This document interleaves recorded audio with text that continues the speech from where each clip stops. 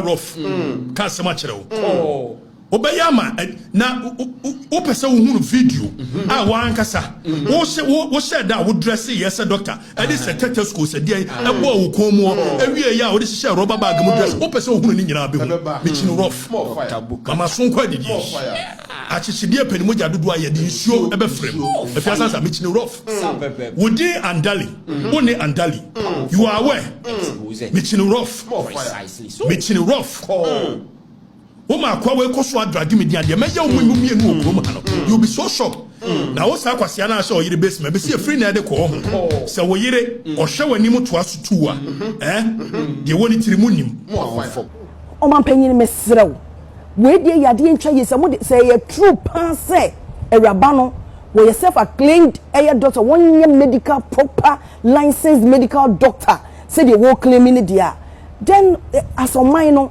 we have a long way to go, especially platforms are when you not so I walk kasa about health, whereas I only any knowledge about it, no, Mr. Intina Bekano, Minya ADHS indeed, but so far no see you know I'm for raising concerns, I'm for raising eyebrow mayor yina, me call NHIS for one more a page ho, beginning on a rainy day ekahubi, but let's never no. Ena ye omo ayi edina every honom na brebe ne so e wo in and at what point and a petition no e koye the petition e koye na dit no man twentwen so na bi o manye running sin chance we board ni in 17 member committee nipa mako professors ne doctors no yade Dr. Zanato Rollins honorable e ka ho bi o ka oye member of the committee. What is going on? Mr. Adi we say yade say ye toto ye institutions no ene ye medical fraternity na jeje mu kra Busia sabrede okotache efri friend and say the shiremu say kwa na wode ne nsa ebru na fruits ni nyina ede ne expose ya wo baba ye ya so akwakoba emfaso ede fa doctor Ansali ho a obeportray no ho se wo ye doctor ni na enukura nti wo TV show so a ene na wo kyerɛkyerɛ pomuden ni ade ewi akire no na okatache efri fa etime approve me hu se sa array ana se sa ababa we kra wonye doctor ni se ne wo ka no eye den ene kofa intokoi ede ba ya afeidie aban no aredo no contractor wodema ewra no eye too much gh ene onigu so hwe message so mi subscribe button no so na de be no account se na be na upload bia so be won the first person ya wonsa ebedi kan akami ebusia se e body ewra yensem no ma be busumi mienu ni ena intokwa bi epeja ni mu ewo media no so ewo Kelvin Taylor ene on kotache efifa entem ene na we tuma mane we na we so eto ede mane we ni nyina ene Dr. Ansali ya Kelvin Taylor ebeka se okotache efifa ene sa abaywa no atwempena pen na ene na momoten so a wo mo ekyerese abaywa no enye doctor ni wo ye fake doctor ni ade kwa ma Kelvin kwa ka se ene nkofo bi eba bekoje ewo sa ensem na wo mo kaaye no ehu na no ada ene okotache efifa so ebetena ne show so for the records ene one ne pamfo no bete precisely so na wo mo jeje ho de ma no kama ena wo kyerese sa ensemi eba yi odi kan ede kokobo ekode ma ne nwa Kelvin kyerese se wono de woni ne eni asem ti won hwese asem bia ema wo montem ode bi so ekode ma abayo ne se ne woni Kelvin eye ne wo munyai ente sa ne ode baba beto abonten wo Ghana ha no ebeji wo monsem o ma mpamua o ma mpa afa anya asem okade chebet na ase ne oda edi no ode eniema any videos ahodo begu monten so kyerese sa abayo no kure bia nim se wo doctor na ne wo ye ne se ene wo fa phone disi nanimu a na wakoje lab coat bi no wahye no the thermometer say yi bia hye na sum na wo danda na ho no wo video no ho no da beto social media ne so eno nam so kwa bo nya show bia na wo ya wo de church apomuden ho nsem ne se ne etie enyina ya oktachi ehse baby kura wo koye e wo university wo chese abrochimemu wo license wo ho anase wo certificate ehse wo ye doctor ni no ni nyina no kro bia enim sei ana oktachi afifa e kan nsem ne se fai me obi asemene wo nante na menu etwam na ye nante bi wo a me mpani pa na chiri asemka da bida me pa mo chow tienie wo sabebe me mpani pa na chiri asemka enu semene obi nante wie na oye nioma bi I am forced to defend myself I am happy precisely. But then I owe it a duty to the people, the Ghanaian people. and all peoples all over the world. Some more who no krebi. Did kind ani? Ababa wabia and nano eko wiye se or say ma threaten no. Eti diabe oma ayi akoye osha na yerekechi ye dede up and down. Mia na maye se kovi said ye me ne wonante mere bi asadamfo nti ye na me ho gyina me pasa ba se kokura man fere so betu hwena asa wa odi hyemu a enye hwe na me dwe se wagimi kakra no ne boy no kombejai and they keep on dragging my name into omonkwase asem. Now this girl deliberately is dragging me into ninsem huna odi oriase a enkrofo action wo na ene no wama eye kraman no wo abrochire no abetina wo po na me na me share chire na me ne time for nkwasesem ana sa me ko every family yi me be sa me comment to kwa me hia se me han obi aso nko ebia ma che de me kan yi ana ni ama ho anwa amatafio no a voice na ni ama okrom ha me ni bia eno ntimi me kan de ni ama na ka no obi say girl no wo ye doctor say onye doctor me ko every family yi me kan su dua pen me nsuro ene me nsuro china Mrs. Sagel no onye doctor enne onye doctor china onye doctor wo Ghana warrior they are playing legal gymnastics tienio and I owe it a duty to the Ghanaian people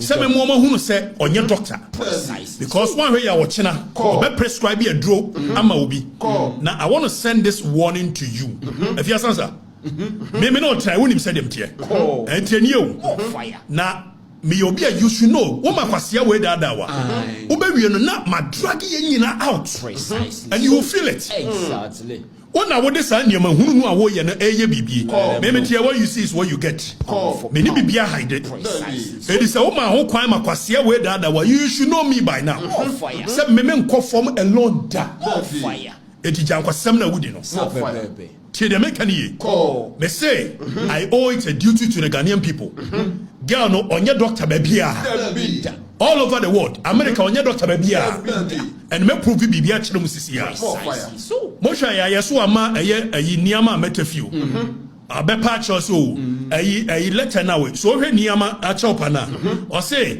wankwaje sa information is what you be Google and anymore say not that information in your crew so it's true say Ghana Medical Association for so many no Medical and Dental Council for so many no now girl net me amakwase we out America aba be da nkrofo say or your doctor wa America and no oba ye no drag me into the matter say me na me share first of all me need time for that nonsense but me catch there when me say even America girl in your doctor opa mama lawyer bia ntro make Africa so they make court for defamation now dia wo ye ne say o ya lawyer na wo tro letter ne ba say you know first of all lawyer wo tro letter chambers nka ho dani letter no to no mo hwe lawyer wo tro letter chambers nka ho we nyina ye hunahuna na saga we minimum ne che me draw session me eti letter we no be hwe no na draft and we do obi din ahye so eti me say me ko afiri fa say ye nkanura akoye a wote abrochira ni jimi da bia wo drag me din into the mud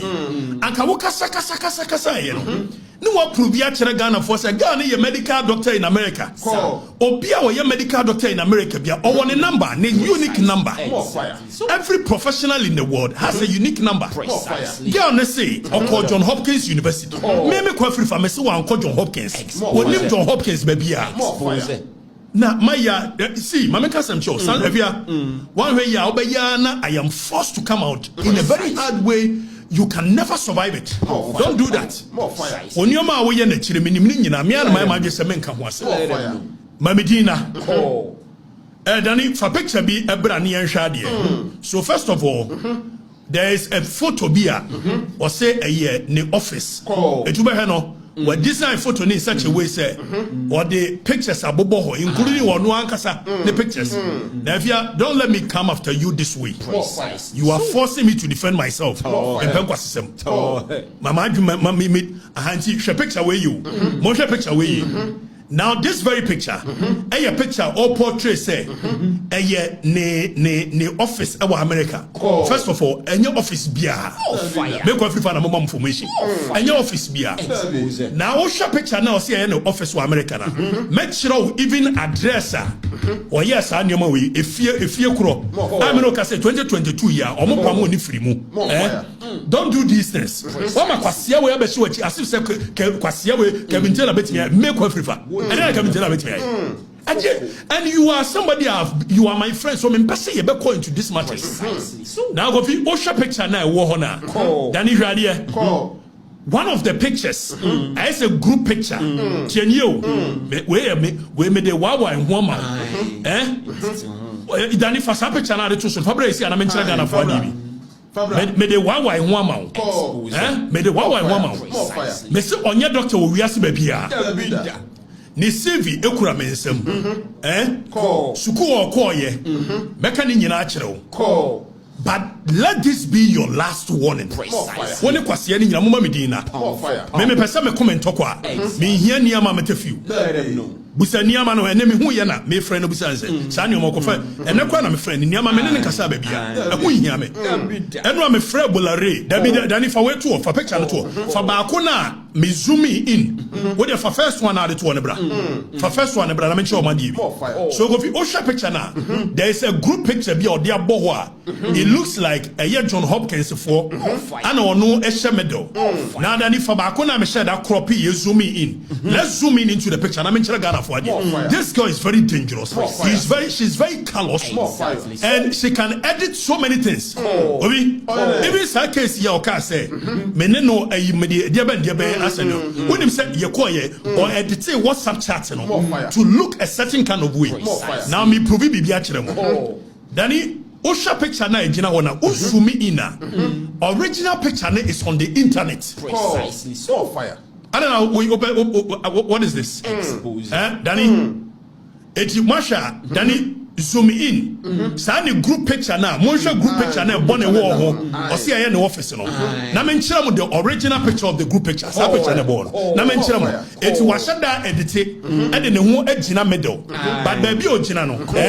Which Oja black, Obisha black one in Chelsea, another coat one in Chelsea. And one no supposedly in a shame medal.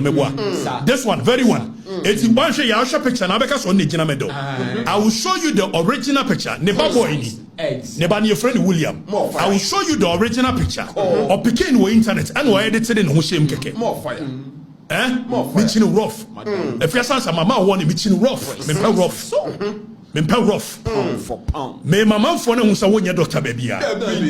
Bolare anu me frɛ bola am catch say we senior. When the matter comes to bear, one way ya media house no. So this is the picture I was say eye the group picture nti wa as one no gina eye e mema na emienu ntem meboa I want ni feel ni suppose hospital officer no.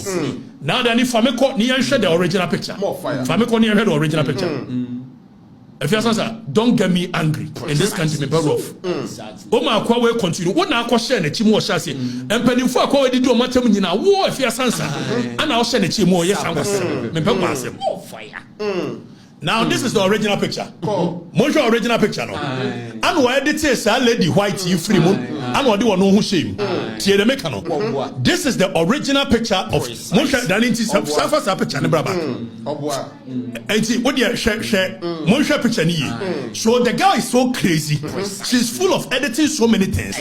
Only Kevin Teller nyina pe. Me say na mo amuji Kevin Teller di moji ni di at your own peril. So this is the picture or the abon office say. I see so ni jino nto hwa. The lady in the middle of the black suit no and the other one no and why is a white lady nephew and what do on wash now I don't want nonsense. Stop these things. Precisely. Oh fire. Ade me kwa na ma twempra. Utuwe woni abortion of 4x4 twempra. Ade na wo hana dwene. Woni ayi Timothy Bentum atwempra. Ade na wo hana dwene. Woni Eric Boahin atwempra. Sofo yi awuchi. Woni na twempra. Ade na wo hana dwene. Me pɛ kwasesem. Mama so kwa didi. Me pɛ rough. Se me kwati sua se de wo ma kwasia keke yi a. Academy ja ye 6 years ni ka woni na so ni akiri. A wo ye nkwasia de a wo yi. Me pɛ rough. Ka se ma kire wo.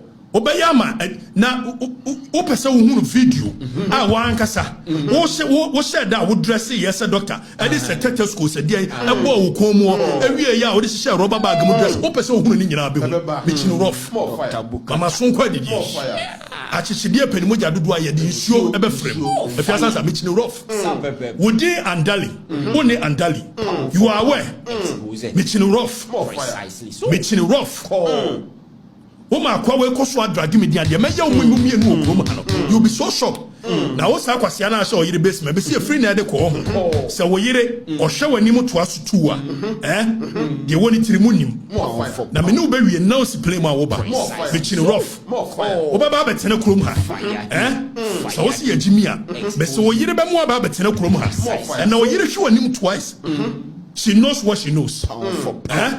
Na odi yakoso agimi se di hujina. Me wona me yade na me yedin na me hwewa. Don't think so betimi ayi san kwase sem na wo ye. Fire. Wo sage wo ye ye ne ade me an ma adwene se me jai san ne ma na me yakọ. Ehun hia. Wo pese me tete otu krom ha me tete otu me pe rough. I will defend myself. O lawyer kro na so atworo letter akoma ni amatofi. Ma lawyer kro no ntworo me ekwa free for letter. Court bia de be cause defamation me mehia. I say your doctor. More fire. The BN wow your doctor. More fire. And we'll be a winning a dealing. Say get away your doctor. Be careful on your doctor. Me hu ye kakwase ba anura na o de me medi nsem se me na me ye na kwa ba be kire se ne certificate ni more fire John Hopkins certificate a wo de nam nyina ye fake ade ba no ade ba no na wo ye na abusia okotachi edisa expose yi ebeto monte so no ehwa na ene prem Ghana ban se na abraiwe womo aman board a woda so ewo NIA ya woda board so enye wono nko awono ene empenifo bi te says natural rollins mu nyina eda sa board ne so bi a ya so mu in crack womo ba be ye wo madwuma eti ensemi ebeto monte so hwa ena ban ne hu se woyemfum so why mistake say we appointed wrong person say onkonko da board so hwa ena mo central letter we signed by say doctor and selling the contract no womo atwum eno ena Ghana for say enti o man Ghana no ehe ena ye ko wo man say ye betimi afa wo bi so nkoda border enti say so background check bia anko so ya nhwehwem ya nkope bibio ko school na kira kwan say ehe no nya ne license say ehe na waye adwuma pen na ye hu yare ne social media na obegina so na no so keke ena etimi gina de fa na adwuma de ena na wo man Ghana sebe dada pa adadi a ya ba be da ye hu adejade a che wo man ni nyina ne eko so say wo man Ghana no ye nyesew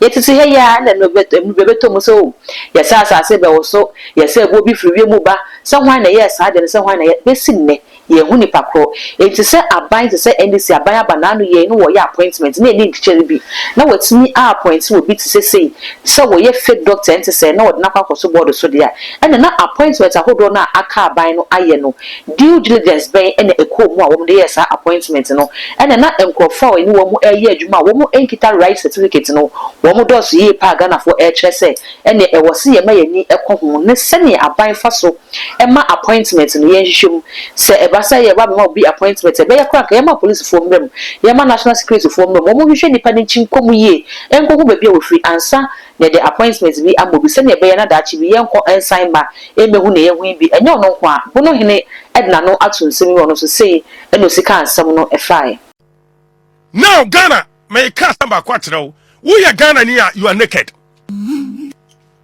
tieme wo ye Ghana ni a you are naked. Because one, systems be nya adwuma. Poor leadership. Ani ewo mu wo Ghana ha. Sa ban ya ne to kese yi. Ya bran say an ama sansa. Minim nyamtre. Minim dia ba ye kura no a ese de di kan kura no ye appointment ni appointing is one national health insurance board so ukruma. Are you serious? You're not serious. We are naked. We are not serious. Poor leadership. Systems are not working. Science you are your doctor or a fake doctor. What to be called radio soon in a host show as doctor. Ye to me one panier there, send you nipa baby ukruma.